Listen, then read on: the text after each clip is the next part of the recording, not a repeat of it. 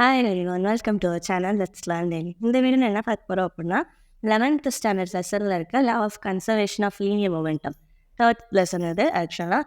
So law conservation of linear momentum already நிறைய conservation படிச்சிருப்பீங்க, conservation of energy அது மாதிரிலாம். ஸோ இது என்ன அப்படின்னா லீனியர் மொமெண்டமுடைய கன்சர்வேஷன், அதுக்கு என்ன லாப் சொல்கிறாங்க அப்படின்றதான் பார்க்க போகிறோம். ஸோ லீனியர் மொமெண்டம் அப்படின்றது என்ன, ஆக்சுவலாக ஒரு ஆப்ஜெக்டில் ஆக்ட் ஆகிற ஃபோர்ஸ்னால க்ரியேட் ஆகிற ஒரு எஃபெக்ட் தான் என்னது லீனியர் மொமெண்டம். அதோடைய வேல்யூ எதுக்கு ஈக்குவலாக இருக்கும், ப்ராடக்ட் ஆஃப் மாஸ் அண்ட் வெலாசிட்டிக்கு ஈக்குவலாக இருக்கும்னு சொல்லி படிச்சிருப்பீங்க. ஸோ அதோட வேல்யூ என்னது, P equal to mv. So அப்படி படிச்சிருக்கீங்க. ஸோ இப்போ யூனிட் என்ன வரும், எம்முக்கு வந்து கேஜி போடுவீங்க, வெலாசிட்டிக்கு metre per seconds. So kilogram metre per செகண்ட்ஸ்ன்றது தான் உங்களுடைய லீனியர் மொமெண்டமுடைய யூனிட். அதே இது டைமென்ஷன் கன்வெர்ட் பண்ணிங்கன்னா கிலோகிராம மாஸுக்கு எவ்வளோன்னு போடுவோம், எம்ன்ற மீட்டர், ஸோ லென்த்து, எஸ்ன்றது செகண்ட்ஸு, டைமை மென்ஷன் பண்ணுறோம், mL/(T⁻⁻1). இதுதான் அதோடைய டைமென்ஷன் ஃபார்முலா. ஓகேவா? ஸோ இப்போ law of conservation of linear momentum அப்படின்னா ஒரு ஆப்ஜெக்ட், ரெண்டு ஆப்ஜெக்ட் மோதுது, இல்லைனா ரெண்டு ஆப்ஜெக்ட் நடுவில் ஏதோ ஒரு மோஷன் இருக்குது அப்படின்னா அதில் எக்ஸ்டர்னலாக ஃபோர்ஸ் ஆக்ட் ஆகாதப்ப அவங்களுடைய டோட்டல் லீனியர் மொமெண்டம் வந்து கன்சர்வ்டாக இருக்கும், அதாவது கான்ஸ்டண்ட்டாக இருக்கும் அப்படின்றத கன்சர்வ்டுன்னு சொல்லியிருப்பாங்க. இப்போது எக்ஸ்டர்னல் ஃபோர்ஸ் ஆக்ட் ஆகாமல் உங்களுடைய ஆப்ஜெக்டோட லீனியர் மொமெண்டமோடைய சம் ஈக்குவல் டு 0, அதுதான் என்னன்னு சொல்லுவாங்கன்னா law of conservation of linear momentum. So அதை பார்த்தீங்க அப்படின்னா நியூட்டன்ஸ் லால என்னது, for every action there is an equal and opposite reaction. So S12 vector இப்போ -S21 வெக்டர், அதாவது செகண்ட் ஆப்ஜெக்டில் ஃபர்ஸ்ட் ஆப்ஜெக்ட்னால வர ஃபோர்ஸ், ஃபர்ஸ்ட் ஆப்ஜெக்டில் செகண்ட் ஆப்ஜெக்ட்னால வர ஃபோர்ஸ், அதுதான் F1 to F21. அப்போ நீங்கள் செகண்ட் படி ஃபோர்ஸ்க்கு வேலை எழுதலாமா, force is directly proportional to rate of change of linear momentum, F equal to dp/dt. அப்போ F1 அண்ட் F2 இந்த ரெண்டு வேல்யூஸ்க்கு எழுதிங்க அப்படின்னா dp1 vector by dt, dp2 vector by dtன்னு இருக்கும். ஸோ நியூட்டன்ஸ் தேர்டில் சப்ஸ்டிட் பண்ணிங்க அப்படின்னா dp1 வெக்டார் பை dt வந்து -dp2 வெக்டார் பை dtன்னு இருக்கும். ஸோ அந்த மைனஸ் டேர்ம் இங்கிட்ட வந்துச்சுன்னா பாசிட்டிவாக வரும், ஸோ ப்ளஸ் ஆகுங்க. ஸோ பாசிட்டிவாக வரும். ஸோ d/dtங்கிற டிஃபரன்ஷியேஷன்லாம் ரெண்டுமே கான்ஸ்டன்ட்டாக, ரெண்டுமே காமனாக இருக்கிறனால வெளியே எடுத்துடலாம். ஸோ அப்போது g/dt of p1 vector plus p2 vector equal to 0ன்னு வந்துருக்கும். ஸோ டிஃப்ரென்ஷியேஷனில் ரூல்ஸ் படிச்சிருப்பீங்க, x⁻n இருந்துச்சு அப்படின்னா n(x⁻n-1). அதே இது கான்ஸ்டன்ட் டேர்மாக இருந்துச்சுன்னா அது x⁻0 ஈக்குவல், அப்போ என்ன வரும் 0 × x⁻0-1. அப்போ ஆன்சர் என்னது 0 தான். அப்போ கான்ஸ்டன்ட் டேர்மை நம்ம டிஃப்ரென்ஷியேட் பண்ணுறோம். நீங்கள் 0 போட்டனால அப்படி இருக்கா அப்படின்னு கேட்டால் கிடையாது, நீங்கள் 1 போட்டாலும் சரி, இல்லை வேறு எதுவும் எந்த நம்பர் போட்டாலும் அப்போ பீன்றது என்ன தான் மென்ஷன் பண்ண போகுது, ஒரு நம்பரை தான் மென்ஷன் பண்ண போகுது. ஸோ அப்போது ஒரு கான்ஸ்டன்ட் டேர்மை டிஃப்ரென்ஷியேட் பண்ணும்போது நமக்கு 0 கிடைக்கும். அப்போது இங்கேயும் பார்த்தீங்கன்னா அதே மாதிரி தான் இருக்கும், ஏதோ ஒரு டேர்ம் இருக்குது, அதை நான் டிஃப்ரென்ஷியேட் பண்ண போகிறேன், அது எனக்கு 0 கொடுக்குது. அப்போ அந்த டேர்ம் என்னென்ன அர்த்தம், எங்கள் கான்ஸ்டன்ட் வேல்யூவாக இருக்குது, அதுக்கு ஒரு நம்பர் தான் இருக்குது, வேரியபிள் இல்லை அப்படின்னு அர்த்தம். ஸோ அப்போது அவங்களுடைய லீனியர் மொமெண்டம் கன்சர்வ்டாக இருக்கும். ஸோ எப்போ அவங்களுடைய ஆப்ஜெக்டில் ஆக்ட் ஆகிற லீனியர் மொமெண்டமோடைய டோட்டல் ஈக்குவல் டு 0ன்னு கிடைக்குதோ அப்போது அவங்களுடைய லீனியர் மொமெண்டம் இஸ் கன்சர்வ்ட். இந்த கேஸ் எப்போ கிடைக்கும் அப்படின்னா எக்ஸ்டர்னலாக ஃபோர்ஸ் ஆக்ட் ஆகாதப்போ மட்டும்தான் இது கிடைக்கும். அதில் 2 எக்ஸாம்பிள் இருக்கும். First recoil of spring.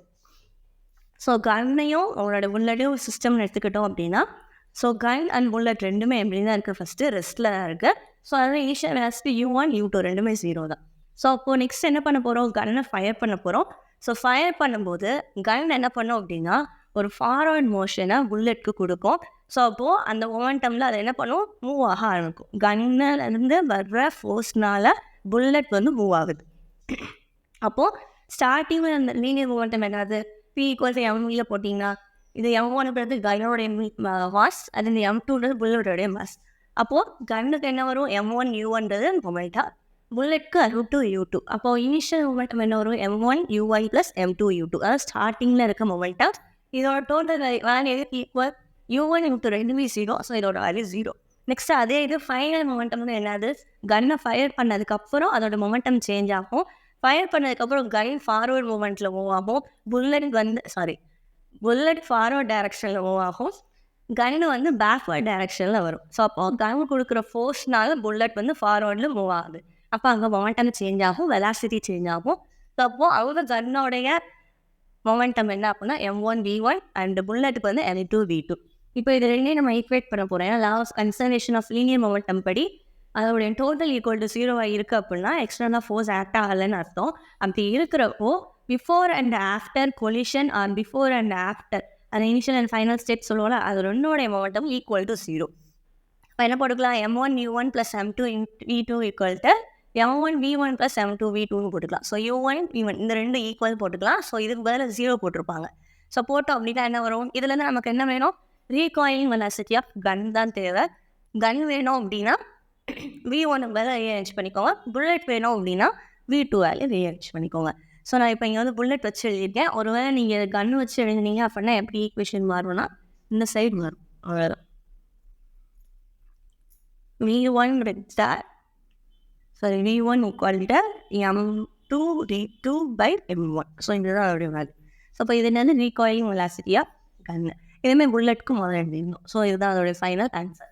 இப்போ அதே இது ரெண்டு ஆப்ஜெக்ட் கொலைட் ஆகுது அப்படின்னா என்ன அர்த்தம், ஒரு ஆப்ஜெக்ட் இருக்குது, அதோடைய mass u1 u1 initial வெலாசிட்டியில் move ஆகுது.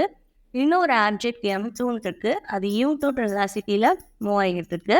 So u1 greater than u2 இருந்தது அப்படின்னா, அதாவது ஃபஸ்ட் ஆப்ஜெக்டில் இருக்க வெலாசிட்டி அதிகமாக இருந்துச்சுன்னா என்ன பண்ணோம், இது போய் இதில் இடிக்கும். ஸோ கொலைட் ஆனதுக்கு அப்புறம் ரெண்டு என்ன பண்ணுறது அப்படின்னா சேம் டைரக்ஷன்லேயும் மூவ் ஆகுது, பட் அதோடைய வெலாசிட்டிஸ் மட்டும் சேஞ்ச் ஆயிடுச்சு. ஸோ m1 வந்து v1 வெலாசிட்டிலையும் m2 வந்து v2 வெலாசிட்டிலையும் மூவ் ஆக ஆரம்பிச்சிருக்கு. ஸோ இப்படி இருக்குது அப்படின்னா அதில் ஆக்டான ஃபோர்ஸ் வந்து f = ma நம்ம போட்டோமா, நியூட்டன் செகண்ட் லா படி ma போட்டுக்கலாம். ஸோ ஏன்றது என்னது, v - u/t. ஸோ அப்போ சப்ஸ்டியூட் பண்ணிங்கன்னா என்ன வரும், f1 = அதாவது ஃபஸ்ட் ஆப்ஜெக்ட்னால வர force f1 = m1 × v1 - u1/t. இதில் இனிஷியல் அண்ட் ஃபைனல் வெலாசிட்டி. அதே மாதிரி f2க்கு m2 × v2 - u2/tன்னு சொல்லி கிடச்சிருக்கோம். ஸோ அப்போ நியூட்டன் செகண்ட் லா படி என்ன போட்டுக்கலாம், f1 - f2 போட்டுக்கலாம். ஸோ இப்போ இது ரெண்டுக்கும் மைனஸ் சைன் போட்டு ஈக்குவேட் பண்ணிங்கன்னா டி கேன்சல் அவுட் ஆயிரும். ஸோ m1ஐயும் m2ஐயும் உள்ளே கொண்டு போய் மல்டிப்ளை பண்ணி எழுதிக்கோங்க. ஸோ மல்டிப்ளை பண்ணி எழுதிங்க அப்படின்னா கீழே உள்ள இந்த ஈக்குவேஷன் கிடைக்கும். ஸோ அப்போது எனக்கு ஒரே மாதிரி சைன் இருக்கிறதுலாம் வேணும். அதாவது v1 m1 ஒரே, அதாவது ஸ்டார்டிங் ஒன் சைட்ஸில் ஃபைனல் வேல்யூ வரும், இன்னொரு சைட்ஸில் இனிஷியல் வேல்யூ வரும். இப்போ அந்த u1 எல்லாம் ஒரு பக்கம் போடலாம், அந்தமாதிரி v2 எல்லாம் v1 vm1 இன்னொரு சைடு வரும். ஸோ அப்படி வந்துச்சுன்னா m1v1 + m2v2 = m1u1 + m2u2 கிடைக்கும். ஸோ இதுதான் அவனுடைய ஃபைனல் ஆன்சர். அதாவது in the absence of external unbalanced force, the total linear momentum of the system remains conserved or constant.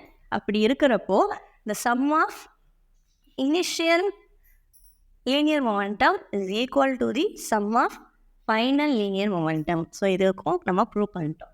So அப்போது law of conservation of linear மொமெண்டம்னா என்னது, எக்ஸ்டர்னலாக force act ஆகாதப்போ அதில் என்ன ஆகும் அப்படின்னா நம்மளுடைய லீனியர் மொமெண்டம் கான்ஸ்டண்ட்டாக இருக்கும். அப்படி இருக்கிறப்ப பிஃபோர் அண்ட் ஆஃப்டர் கொலிஷனுக்கு நடுவில் உள்ள அந்த சம் ரெண்டு ஈக்குவலாக இருக்கும். அதாவது ரெண்டு ஃபைனல் மொமெண்டம் வேல்யூவும் ஈக்குவலாக இருக்கும், initial and final momentum value. So அதுக்குரிய டெரிவேஷன் இது. எக்ஸாம்பிள் ரெண்டு எக்ஸாம்பிள் இருக்கும். ரீகாயிலிங் வெலாசிட்டி ஆஃப் கன் கண்டுபிடிச்சிக்கலாம், இல்லை புல்லட் வேணாலும் எழுதிக்கலாம். ஸோ ரீகாயிலிங் மொமெண்டம்னு சொல்லுவாங்க, அந்த கன்னு பேக்வர்ட் டைரக்ஷனில் அதை பேலன்ஸ் பண்ணுறதுக்கு பின்னாடி மூவ் ஆகும். ஸோ அதனால் என்னென்னா ரீகாயிலிங் மொமெண்டம்னு சொல்லுவாங்க. ஸோ அப்போ அதுக்குரிய வேல்யூ நெக்ஸ்ட் அதே மாதிரி கொலிஷன் ஆஃப் டூ பாடிஸ்க்கு எப்படி இருக்கும், அதை வந்து எப்படி law of conservation of linear மொமெண்டமாக ப்ரூவ் பண்ணுவோம் அப்படின்றது. ஸோ இந்த வீடியோவில் ஏதாவது டவுட் இருந்தால் கேளுங்க. தேங்க்யூ.